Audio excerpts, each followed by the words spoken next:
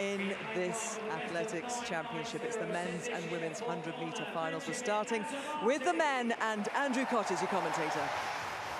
Thank you, Benjamin. Azamati is the first out. He was running very quickly in the spring in the US, has struggled a bit in the summer to recapture that form.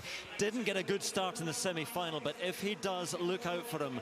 Yupun Abeykoon of Sri Lanka ran very well in the first round, 10.06. Just looked a bit tight in the semi-final, but again, if you can find that first round form, he may well feature. Ferdinand Omanyala, though, is going to be the next man out. Well, he was never going to join the distance ranks of Kenyan runners. All power, born to sprint, quickest in the semi-finals. The African champion this year perhaps starts as the slight favourite, but alongside him will be from South Africa, the defending champion Akani Simbine.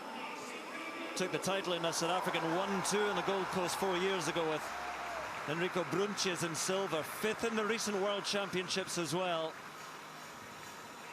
And Simbine will fancy himself as the man to beat. Emmanuel Essemi, Cameroon, have never taken a medal of any colour in this event, but Essemi certainly has a chance. This really is an open field in the men's 100 metres, and we're about to meet the two home athletes. And the loudest cheer will surely go to the next man into the arena. And the Alexander Stadium welcomes Nathaniel Mitchell-Blake. All the home athletes have talked about the lift they're given by this crowd. What a semi-final it was for Mitchell-Blake. Took the victory in his semi-final, 3rd fastest time overall. Let's see how fired up he is, but Jeremiah Azu for Wales, the British champion. Azu's coming away, the start of the gods in the semi-final. They will surely try. He gets out so fast. Can he hang on? A PB of 10.15 in the semis. He needs that and perhaps more again. Rohan Browning of Australia makes up the lineup, which is 8 athletes, 8 different countries. There are a couple of curiosities about this final. That hasn't happened since 1994. We've had 8 different countries competing in the final. Nobody from Jamaica, no sprinters from the Caribbean at all. And that's the first time since 1986, and it was a Caribbean boycott of Edinburgh in '86. I think also of Botswana, who've got the quickest man in the Commonwealth at the moment, and the staggering talent, the 19-year-old, just turned 19, of Letsile Tebogo, who's running in the World Under-20s, ran 9.91 in Colombia. And he's actually just gone below 20 seconds with a cruising 200 metres. So look out for Letsile Tebogo in the future. I understand they've got a slight issue with the timing at the moment, and these are the nervous moments, Colin Jackson, where you're ready to go. You can see how fired up they are, but the psychology of this and trying to sort things out. And this is where the champion is really made, where you keep your calmness and your focus on the job in hand, not any distractions.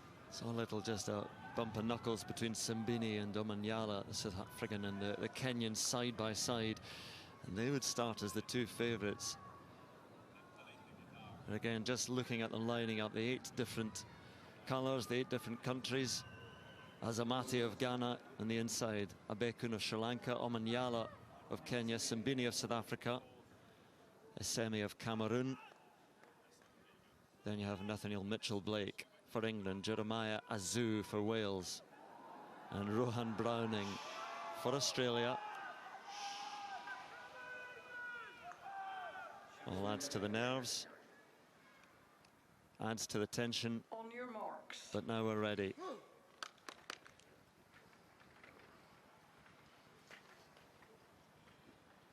How can 32,000 who made such noise in the final of the women's 10,000 metres now fall so quiet?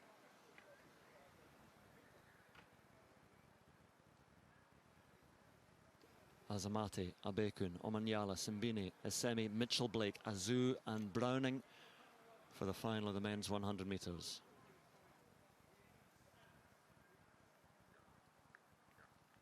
Set.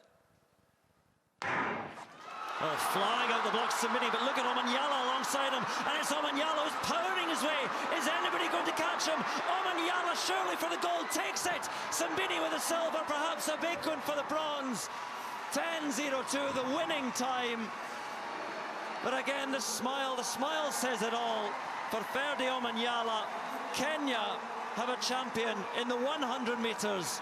So well known, so well used to taking titles in the middle distance and beyond. But they have the quickest man in the Commonwealth here tonight in Ferdi Omanyala. And from that start, Simbini, others were trying to get back to him, but they just couldn't. He was too fast, too strong. And very, very confident. Simbini, the defending champion, ends up with a silver medal. But what a tremendous performance. And the Sri Lankan taking a bronze. Who would have called that 1, 2, 3? Well, I mean, we're talking about Kenya winning the first Commonwealth 100 meters gold. I mean, Sri Lanka, first time on the podium in 100 meters. So this is it's been a curious final indeed for lots of reasons. Nathaniel Mitchell-Blake and Jeremiah Azu just couldn't get into that race at all. They had threatened and promised so much with their performance in the semi-finals, but really Omanyala, again, look at him, he's a sprinter. And he's got the smile of a champion now as well. I love to see his celebrations. Look at that. He really feels a sense of honor, doesn't he? You can see he just has that pleasure of winning. No stress, saying, I'm the Commonwealth champion. What else do you expect? Great run. I think it was Simbini with the silver, Abeykoon with the bronze. And just as we look at a couple of replays, the frustrating thing for Nathaniel Mitchell-Blake and Jeremiah Azu will be that, you know, the times they ran in the semi-finals, I know it doesn't always work out like that, but the times they ran in the semi-finals would have got them onto the, you know, the very edge of the podium. But Omanyala out and gone. And from this point, Michael Johnson, no one was catching him. No one's catching him. I mean, he's got a great start. He's very compact. Sometimes he gets a great start, sometimes he doesn't, but he's been pretty consistent this year with everything that has gone on with him. World Championships, getting in a couple of hours before that heat. This was his opportunity here, and he took advantage of it, just led this race from start to finish. Akani Simbini, so much experience, been in 5th and 6th place in so many World Championship and Olympic finals, got a really good start over on Omanyala's right side, but it didn't bother him at all, and he was able to come through. He looked relaxed from the very beginning. It was interesting seeing Omanyala and Simbini sort of bumping knuckles right there on the start line as they were trying to figure out the start situation. You look right there and you see that actually coming out of that drive phase, Omanyala had a little bit of a dip and a little bit of a misstep there, but recovered well, didn't panic, and stayed with it here and still led this race from start to finish. Simbini, the reigning champion, relegated to 2nd place, but still a medal. For the Sri Lankan, that's a really good performance there. He's been pretty consistent with his times all year, and to come in here and get a bronze medal in this field, great accomplishment for him. He will be certainly heralded back home in Sri Lanka for that performance among some of the best sprinters in the world here. But Omanyala has been very good all year long, and yeah, it was so sad to see what happened to him at the championship, the World Championships, coming in and out a few hours before his preliminary heat. Made it through that, got into the semifinal, but that was the 2nd day, and the fatigue just took over and wasn't able to get into that final, where I think he would have certainly mixed it up with those with the Americans who swept it.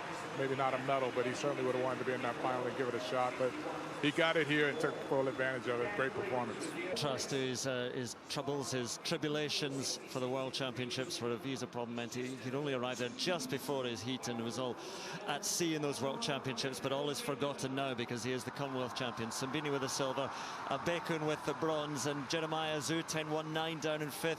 Again, he could have perhaps threatened the medals after that semi-final performance, but you saw in the